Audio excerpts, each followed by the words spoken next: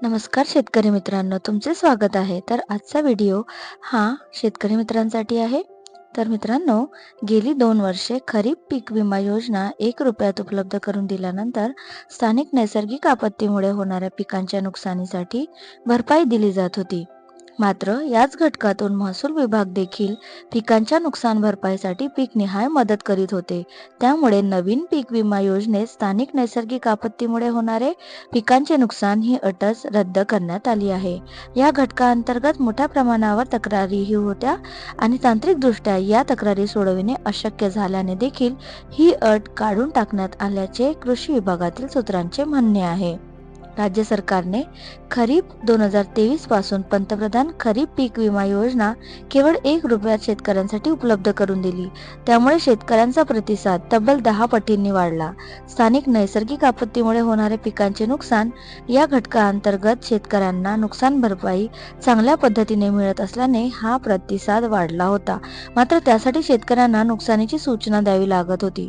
2023च्या खरीप हंगामात या घटकाअंतर्गत 46 लाख तर 2024च्या खरीप हंगामात तब्बल 92 लाख सूचना आल्या होत्या. प्रत्येक सूचनेची प्रत्यक्ष शेतावर जाऊन पडताळणी करणे आणि त्यानुसार नुकसान भरपाई ठरवणे हे जिकिरीचे काम होते. त्यामुळेच नुकसान झाल्यानंतरही भरपाई मिळत नाही अशी शेतकऱ्यांची तक्रार होती.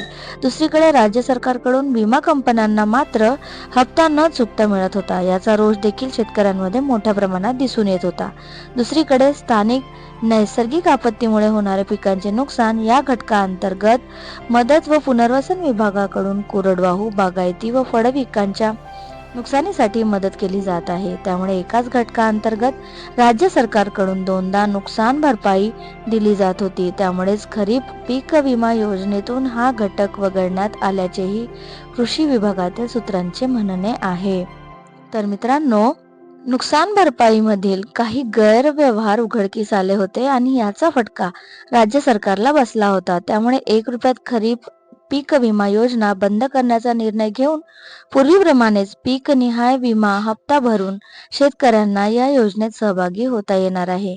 या नवीन पीक विमा योजनेत जुन्या योजनेतील पाऊस न पडल्याने पेरणी न करता येणे, स्थानिक नैसर्गिक आपत्तीमुळे पिकांचे होणारे नुकसान, नैसर्गिक कारणांमुळे पिकांचे होणारे काढणी पश्चात नुकसान तसेच पिकांच्या हंगामामध्ये हवामानातील प्रतिकूल परिस्थितीमुळे होणारे नुकसान हे 4 महत्त्वाचे घटक वगळण्यात आले आहे.